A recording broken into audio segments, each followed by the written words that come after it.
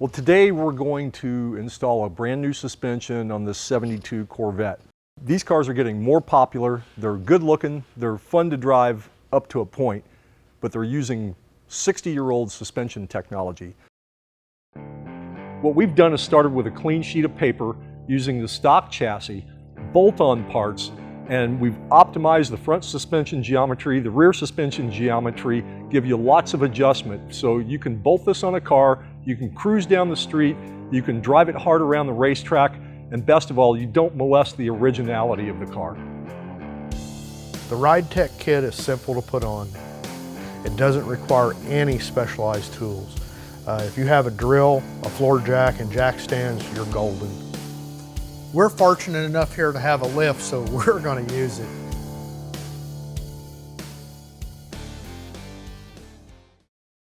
We start with disassembly of the front suspension. We remove the sway bar and sway bar mounts.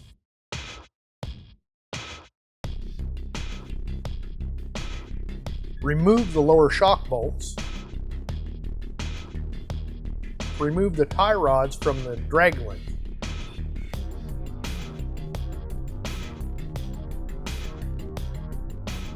Disconnect the brake lines.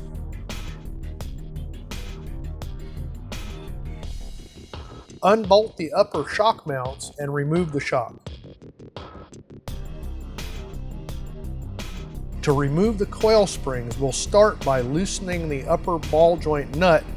With the nut still in place, break the upper ball joint loose. Using an appropriate spring compressor, compress the spring. Remove the ball joint nut, and as you swing the lower control arm out of the way, remove the spring.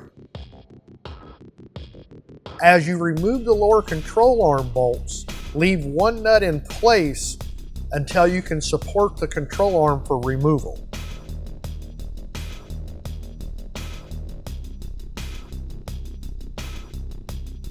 Now from the top of the car, remove the upper control arms.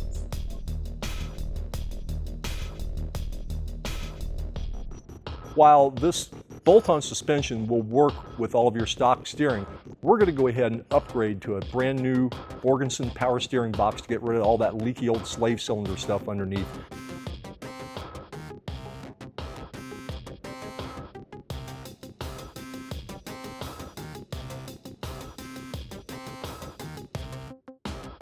Install the washers and lock nuts on the control arms, making sure that the dimples on the lock nuts face out.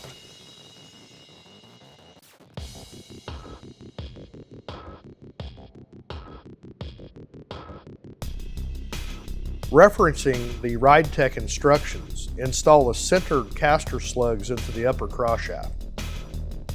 Attach the lower control arms to the chassis.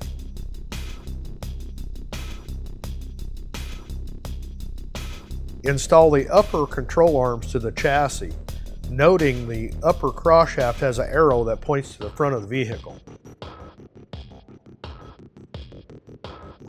On the upper control arm, we start with one shim in the front and two in the rear, and we'll do final alignment when the installation is finished.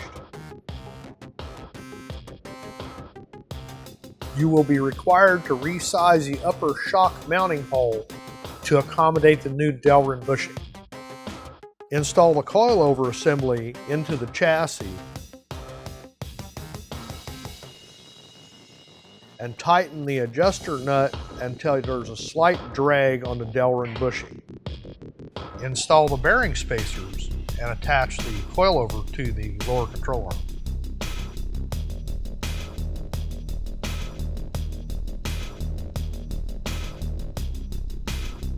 We use the Ridetech tall spindle on this application. It gives it more camber gain, and it also allows you to use several brake options. It uses the same as the Camaro or the Chevelle style brake, so it's easy to get brake components for this in aftermarket. We now install the steering arm and steering stop. Note that the steering stop is marked D and P for drivers and passengers. Install the tie rod stud into the steering arm So what we're looking at here is our true turn system. As a piece of metal, it's worth about 30 cents a pound. But what it represents is weeks and months of engineering and optimization for your steering linkage to eliminate bump steer on these cars. Back in the 50s, when you're using tall tires, bump steer was acceptable, almost designed into the car. In today's cars, you're using really short tires, so any variation in the toe change, which is the definition of bump steer, is going to make a dramatic difference in the way the car feels and how it handles and how it drives down the highway. Assemble the tie rods according to the Ridetech assembly guide. Install a tie rod into the drag link adapter and the heim end onto the steering arm.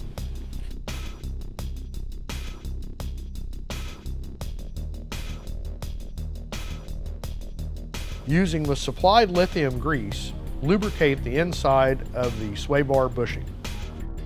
Install the bushings and mounting clamps to the bar. Loosely install the bar to the chassis. Measure the ends to center the bar. With the bar centered, now tighten your mounting bolts. Now install the clamp collars.